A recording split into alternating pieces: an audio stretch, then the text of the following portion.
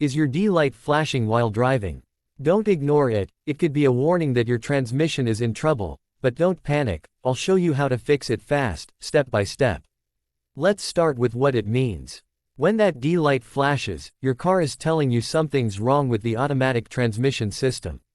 This could be a small glitch, or a serious problem, but in many cases, it's something you can fix yourself.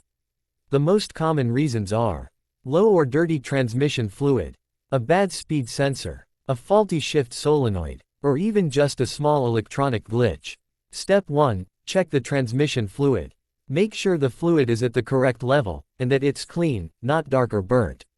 Step 2. Try a system reset. Disconnect the car's negative battery cable for 10 to 15 minutes. That often resets the computer and clears temporary faults. Still having issues? Move on to step 3. Use a basic OBD2 scanner. Plug it into the OBD port and scan for transmission codes. You might see something like P0700, transmission control system fault. P0720, output speed sensor. P0740, torque converter clutch issue. Once you get the code, you'll know exactly what needs fixing. After you replace the faulty part or fix the fluid issue, clear the code with your scanner. That will turn off the blinking D light and restore normal gear shifting.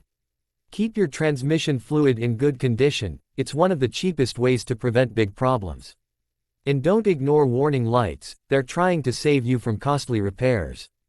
If this helped fix your blinking D light, hit like, drop a comment, and subscribe for more dashboard light tutorials. Got a different warning light? I've got videos on ABS, traction control, check engine lights, and much more. Thanks for watching, see you in the next fix.